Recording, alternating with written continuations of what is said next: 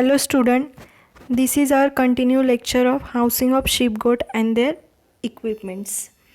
आपण लास्ट लेक्चरमध्ये शेड बघितले होते. जनरल कन्सिडरेशन काय असायला पाहिजे शेप गोटचं हाऊस कन्स्ट्रक्ट करताना ते बघितलं होतं. इन डिटेलमध्ये आपण डायमेन्शन बघितले होते प्रत्येक शेडचे. आता नेक्स्ट पार्ट आपण कंटिन्यू करत आहोत. फर्स्ट आहे floor. The flooring may be either of Murum or of strong wooden and where the rainfall is quite heavy. एक तर मुरूम फ्लोअर पाहिजे ज्या ठिकाणी आपण कन्स्ट्रक्ट करत आहोत हाऊस शीप गोटसाठी, किंवा मग वुडन फ्लोअर पाहिजे. वुडन फ्लोअर कुठे पाहिजे? ज्या ठिकाणी हेवी रेनफॉल आहे अशा ठिकाणी वुडन फ्लोअर जास्त प्रेफरेबल आहे, आणि मुरूम फ्लोअर देखील. In case of wooden flooring the width of each plank शाल vary from 7.5 to 10 centimeter and the thickness between 2.5 centimeter and 4 centimeter. Dimension दिलेलं आहे फ्लोअर कसं किती डायमेन्शनवर असावं ते. The side of the flank shall be well rounded and the clearance between two flank shall range between 1 centimeter and 1.5 centimeter to facilitate the disposal of dung and urine. Okay, the wooden flooring shall be constructed at height of at least 1 meter above the ground level. जे wooden floor आहे त्याची height at least 1 metre above the ground पाहिजे, जमिनीपेक्षा 1 मीटरपर्यंत उंचावर पाहिजे. In case a suitable ramp or steps of wooden flank shall be provided. जर 1 मीटरपेक्षा उंच असेल तर सुटेबल रॅम्प किंवा मग स्टेप्स प्रोव्हाइड केल्या गेल्या पाहिजे ॲनिमलला. इन द केस ऑफ मुरूम flooring the plinth wall between 15 centimetre and 30 centimetre in height shall be provide. जर मुरूम फ्लोअर असेल तर जी प्लिंच वॉल असते ती 15 ते 30 सेंटीमीटर 15 आणि 30 सेंटीमीटर हाईटला असायला पाहिजे. For the shearing and store room and shepherd house the flooring may be murum or brick in cement and the floor shall be level properly. तर नेक्स्ट पॉईंट आहे रूफ. आता हे आपण फ्लोअरबद्दल बघितलं, आता आपण रूफबद्दल बघूया. रूफ म्हणजे छत. The roof may be made gable. तर हे गॅबल टाईप ऑफ शेप म्हणजे कसं इथे दिलेलं आहे बघा, हे जे आहे ह्याला काय बोलतात? Gable type of shape. The roofing material may be either plain or the corrugated galvanise steel sheet or asbestos. म्हणजे पत्रे किंवा गॅल्वनाइज स्टील शीट्स वापरू शकतो, किंवा आपण सिमेंटचे पत्रे बोलतात ते वापरू शकतो. Cement sheet where the rainfall is not heavy. जिथे रेनफॉल हेवी नसतो तिथे आपण थॅच रूफ वापरू शकतो. थॅच म्हणजे जे पाचट वगैरे ह्याच्यापासून पालापाचोळा पाचट गवत ह्याच्यापासून जे बनवलेले असतं ते थॅच रूफ आपण ज्या ठिकाणी रेनफॉल कमी असतो त्या ठिकाणी आपण यूज करू शकतो. त्यानंतर gate. Each shed may be provide with 1 or more gate either on the long or broad side of the shed depending upon the dimensions of the shed. 1 किंवा 2 किंवा त्यापेक्षा जास्त शेड असणं गरजेचं आहे, गेट असणं गरजेचं आहे शेडला. त्यानंतर dimension of each gate may be 0.8 metre broad. 0.8 metre broad असायला पाहिजे आणि 1 मीटर हाईट असायला पाहिजे त्याची. The gate leaf and frame may be made of wooden. तेही लाकडापासूनच बनवलं गेलेलं पाहिजे. It shall fit the entrance closely. व्यवस्थित एंट्रन्स क्लोज झाला पाहिजे त्या गेटने. अशा प्रकारे गेटची अरेंजमेंट पाहिजे किंवा अशा प्रकारचं गेट असायला पाहिजे. नेक्स्ट आहे मेंजर म्हणजे गव्हाण. The manger may be either of cement concrete or of wooden with 2 compartments for providing feed and hay. A separate hay rack may also have provided by fixing at level or slightly below the head of the animal. हे जे मेंजर आहे एक तर ते सिमेंटचं पाहिजे किंवा लाकडाचं पाहिजे. त्या मेंजरमध्ये 2 कंपार्टमेंट पाहिजे. एकामध्ये आपण फीड प्रोव्हाइड करू शकतो, एकामध्ये हे म्हणजे काय वाळलेला चारा वगैरे आपण प्रोव्हाइड करू शकतो. त्यानंतर with the help of clamps the manger may be raise within the height ranging between 450 and 600 metre from the ground. म्हणजे जे क्लॅम्प लावलेले असतात उचलण्यासाठी, आपल्याला ते मेंजर उचलता आले पाहिजे अशा टाईपचे. आपण त्याला क्लॅम्प लावून हे मेंजर आपल्याला वरती राईज करता येऊ शकतात. त्याची हाईट ॲनिमलच्या हाईटनुसार आपण अरेंज करू शकतो. The water through may be the cement water trough may be cement concrete or galvanized steel or bucket and may be fixed or hung from hook fixed to the wall. जे water trough आहे ते अशा प्रकारचे आपण ॲनिमलला provide केले गेले पाहिजे. The manger may also be portable type. जे मेंजर आहे ते पोर्टेबल असायला पाहिजे, म्हणजे ते इकडे तिकडे हलवता आले पाहिजे, फिक्स नसायला पाहिजे. The number of manger and water trough in each shed may vary according to the number of animals. हे जे वॉटर ट्रफ आणि मेंजर आहे ते प्रत्येक शेडमध्ये ॲनिमलच्या संख्येनुसार वेगवेगळे असू शकतात. इथे दिलेलं आहे ओपन टाईपमध्ये. हे जे दिसतंय हे मेंजर आहे आणि हे काय आहे, वॉटर ट्रफ आहे. इथे दिसतंय वॉटर ट्रफ आहे, इथे पण दिसतंय हे काय आहे, मेंजर आहे. त्यानंतर डिपिंग टँक.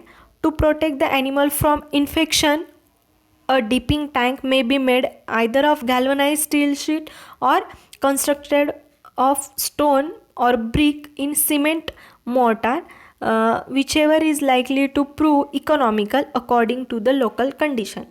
हे जे डिपिंग टँक आहेत किंवा ते डिपिंग टँक म्हणजे काय, या टँकमध्ये आपण एक तर गॅल्वनाइज स्टील शीटचे असतील ते टँक किंवा मग सिमेंट ब्रिकचे असतील. तर हे टँकमध्ये काय डिसइन्फेक्टंट सोल्युशन टाकलेलं असतं. त्या ॲनिमलला त्यामध्ये डिसीज फ्री असावा किंवा डिसइन्फेक्शन मटेरियलमध्ये, म्हणजे ॲनिमलची बॉडी काय आहे डिसइन्फेक्टंट व्हावी यासाठी त्याच्यामध्ये डिसइन्फेक्शन सोल्युशन टाकलेलं असतं आणि त्यामध्ये आपण ॲनिमलला डीप करू शकतो, म्हणजे जस्ट ॲनिमलला त्याच्यातून चालवून न्यायचं किंवा काढायचं.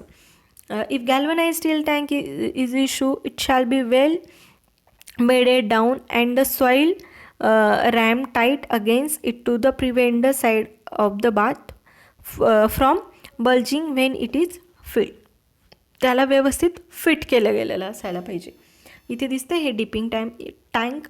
ह्या इमेजमध्ये अशा टाईपचे टँक असतात, त्याच्यामध्ये ॲनिमलला डीप करायचं जेणेकरून ॲनिमल काय होईल, पूर्ण डिसइन्फेक्टंट सोल्युशन मध्ये टाकल्यामुळे पूर्ण ॲनिमल डिसइन्फेक्टंट होऊन जाईल. If the base of soil is unsuitable the tank may be bedded in cement concrete. जर आपल्याला जर त्या सॉईलमध्ये तो टँक व्यवस्थित राहत नाही असं वाटत असेल तर आपण त्याला सिमेंटने फिक्स करू शकतो. Dipping tank may be at one side of the yard. हा डिपिंग टँक जो आहे तो आपल्या जो शेड आहे त्याच्या एका साईडला असायला पाहिजे. नेक्स्ट आहे footpath. Footbath made up of galvanized steel sheet or brick in cement mortar shall be provided at the entrance to the yard to protect the animal from foot rot disease. हे जे एंट्रान्सला काय करायचं, हा footpath provide करायचा. त्याच्यामध्ये पण disinfectant solution असणार, ज्यात ॲनिमल पाय डीप करून शेडमध्ये एंटर होतील किंवा मग जे काही इवन व्हिजिटर फार्ममध्ये येतील किंवा जे वर्कर असतील तेही येताना त्या फुटपाथमध्ये आपले पाय डीप करतील, जेणेकरून काय होईल, त्यांचे जे पाय आहेत ते डिसइन्फेक्टंट होऊन जातील. त्यांच्या पायांथ्रू जर एखादा पॅथोजेनिक किंवा मायक्रो ऑर्गॅनिझम जो हार्मफुल असेल तो एंटर करणार असेल तो तिथेच किल होऊन जाईल आणि ॲनिमलचं सुद्धा फूट रॉट डिसीजपासून संरक्षण होईल. This bath may be embedded in the soil suitable. Next rearing system बघूया आता. एक्सटेन्सिव्ह, सेमी इंटेन्सिव्ह आणि इंटेन्सिव्ह अशा टाईपच्या रेअरिंग सिस्टीम आहे. आता एक्सटेन्सिव्ह सिस्टीम म्हणजे काय, ॲनिमलला पूर्ण वेळ बाहेरच ठेवलेलं असतं. Grazing the sheep and goat is entire pasture and living them there for the whole season is the extensive system of rearing. म्हणजे ॲनिमलला शेल्टर प्रोव्हाइड केलेलं नसतं, तो पूर्ण सीझनभर त्याला काय ग्रेझिंगसाठी सोडलेलं असतं, त्याला एक्सटेन्सिव्ह सिस्टीम बोलतात. This method feed cost is very much reduce. कारण आपल्याला सेल्फ प्रोव्हाइड करावं लागत नाही फीड, ॲनिमल त्यांचं फीड सर्च करतात आणि इट करतात. It is not conducive to make the best use of the whole grasses, so we can preferably practice to the rotational grazing method. Next आहे rotational grazing method काय असते. तर rotational grazing should be practice under which the pasture land should be divided by temporary fences into several section. The animals are then moved from one section to another section. By the time the entire pasture is grazed, the first section will have sufficient grass cover to provide second grazing. म्हणजे काय असतं ह्या rotational ग्रेझिंगमध्ये, जी Pasteur land असते जिथे चारा animal चरण्यासाठी जातात, ते पाश्चर लँडला फेन्सिंग टाकून त्यांचे काय करायचे, डिवाईड करून घ्यायची ती लँड. आणि एका पार्टमध्ये सपोज ॲनिमल सोडले तर त्या पार्टचा त्या जागेवरची पूर्ण ग्रेझिंग झाल्याशिवाय ॲनिमलला दुसऱ्या जागेवर अलाव करायचं नाही. याला काय बोलतात, रोटेशनल ग्रेझिंग बोलतात. तर ह्या रोटेशनल ग्रेझिंगमुळे काय होतं, parasitic infection can be control to the great extent. त्याच्यामुळे पॅरासायटिक इन्फेस्टेशन कंट्रोलमध्ये राहतं. Further it help to provide quality fodder for most part of the year. Under this system, it is advisable to graze the lamb first on a section and then bring in ewes to finish up the feed left by the lambs. ह्या सिस्टीममध्ये काय करतात, आधी छोटे animal सोडतात आणि मग lamb सोडतात आणि त्यानंतर काय करतात, यूज म्हणजे मोठे ॲनिमल किंवा मदर ज्या आहेत त्या सोडल्या जातात. त्या काय करतात, राहिलेलं जे फीड आहे ते फिनिश करतात. नंतर सेमी इंटेन्सिव्ह सिस्टीम म्हणजे काय असतं, तर काही वेळासाठी ॲनिमलला शेल्टर प्रोव्हाइड करायचं आणि काही वेळासाठी त्याला बाहेर ठेवायचं. गोट production is the intermediate compromise between extensive and intensive system follow in some flocks having limited grazing. It involve extensive management but usually with controlled grazing of fence pasture. It consists of provision of shelf feeding, shelter at night, under shade at 3 to 5 hours, daily grazing and browsing on pasture and range. In this method the feed cost is somewhat increased. म्हणजे रात्रीच्या वेळेस त्यांना shelter provide करायचं, इतर वेळेस त्यांना चरण्यासाठी बाहेर ठेवायचं. थोडक्यात सेमी इंटेन्सिव्ह सिस्टीम म्हणजे हेच असतं. आणि in this system has advantage to meeting the nutrient requirement both for grazing and stall feeding. या सिस्टीमचा ॲडव्हान्टेज काय आहे की एक तर त्यांना ग्रेझिंगलाही मिळतं त्या ॲनिमलला, दुसरं म्हणजे जेव्हा ते ॲनिमल शेडमध्ये असतात तेव्हा त्यांना आपण कॉन्सन्ट्रेट किंवा अन्य काही गोष्टी ज्या आहेत जे न्यूट्रिएंट रिक्वायरमेंट आहे त्या ॲनिमलची ते आपण त्यांना प्रोव्हाइड करू शकतो. Managing medium to large flock 50 to 350 heads and above इतके आपण ॲनिमल ठेवू शकतो. Utilising cultivated fodder during lean period. Cultivated fodder during lean पिरियडमध्ये आपण त्यांना युटिलाइज करता येऊ शकतं. Harvesting good crop of kid both for meat and milk. Making a profitable gain due to less labour input. कमी लेबर लागतात त्यामुळे काय या सिस्टीममध्ये प्रॉफिट होतं. आपली नेक्स्ट सिस्टीम आहे इंटेन्सिव्ह सिस्टीम. त्याला झिरो ग्रेझिंग सिस्टीम बोलतात. आता इंटेन्सिव्ह सिस्टीममध्ये ॲनिमलला पूर्ण वेळ शेल्टर प्रोव्हाइड केलेलं असतं, त्यांना चरण्यासाठी बाहेर सोडलं जात नाही. It is a system in which sheep goat are continuously kept under housing in confinement with limited access in which they are stall fed. त्यांना जागेवरच खाद्य प्रोव्हाइड केलेलं जातं, वॉटरही तिथेच प्रोव्हाइड केलं जातं. It implies a system where goat are not left to fence for themselves with only minimum care. Intensive operation of medium size herd of 50 to 250 heads or more oriented towards commercial milk production goes well with this system, particularly of dairy goats. Dairy goats साठी ही use केली जाते. Its merits exploitation of the system of feeding agro-industrial byproduct as a fodder grass with carrying capacity of 37 to 45 goat per hectare एरियामध्ये ठेवू शकतो. In this system of management requirement more labour and high cash input. आता shade construct करावं लागणार proper, म्हणून शेडसाठी लागणारी जी cost आहे ती हाय असणार आहे इंटेन्सिव्हमध्ये. त्यात आपण ॲनिमलला 24 आवर्स त्यांना शेल्टर प्रोव्हाइड करतो आहे. त्यामुळे लेबर रिक्वायरमेंट जे आहे त्यांचं वॉटरिंग, फीडिंग, क्लीनलेस किंवा शेड क्लीन करण्यासाठी जे काय लेबर लागणार आहे तर ती लेबरची रिक्वायरमेंट देखील इंटेन्सिव्ह सिस्टीममध्ये हाय असते. However this had the advantage to close supervision and control over the animal. परंतु ॲडव्हान्टेज असा आहे की प्रत्येक ॲनिमलवर आपल्याला लक्ष ठेवता येतं. In this method, the dung is collected in one place and used as a good fertilizer. ह्या मेथडमध्ये जे डंग असेल ते आपल्याला एका ठिकाणी कलेक्ट करता येतं आणि ते ॲज अ फर्टिलायझर म्हणून यूज करता येतं. Less space is sufficient for more number of animal. ह्या सिस्टीममध्ये कमी जागेत आपण जास्तीत जास्त ॲनिमल ठेवू शकतो. आता रेअरिंग इन मड फ्लोअर. तर मड फ्लोअरवर in this method once in a year 1 to 2 inch of mud surface should be removed. Application of lime powder once in a month will reduce the disease occurrence in the shed. The shed should be constructed in elevated area to prevent water stagnation.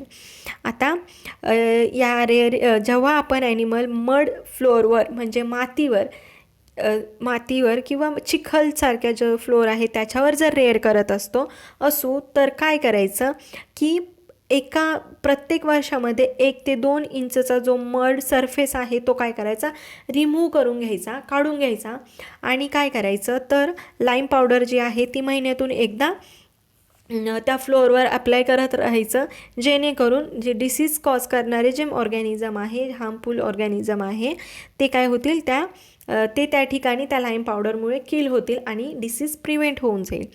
आणि हा shade construct करताना elevated एक slope ठेवायचा, जेणेकरून पाणी जे आहे ते तिथेच थांबून राहणार नाही, ते लवकरात लवकर तिथून त्याचा निचरा होईल. डीप लिटर शेडमध्ये in this method litter material like groundnut husk, sugar cane tops etcetera are spread on the floor for the depth of 1.5 or 1/2 feet and animal are reared in it. म्हणजे त्या फ्लोअरवर काय groundnut हस किंवा मग sugar cane tops अशा टाईपचं litre material spread करायचं 1-अर्ध्या फुटापर्यंत आणि त्यावर ॲनिमलला रेअर करायचं. The urine and dung mix with the litter materials are use as a fertiliser.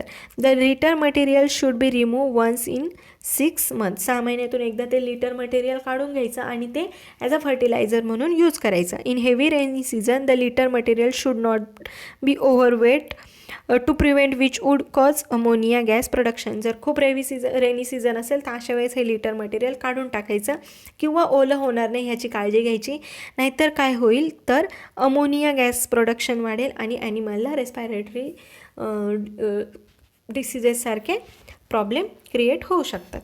त्यानंतर elevated floor. It's initial investment is high. In the wooden floor shed in a distance of 3 meter from the floor the animal are here. जर wooden floor असेल तर 3 मीटरपर्यंत distance ठेवायचा त्या फ्लोअरचा आणि त्यावर animal rear करायचे. This require less labour and more irrigation land for the fodder production. The elevated shed will be clean and urine and dung will be collected in the floor and periodical removing is required once in 6 months.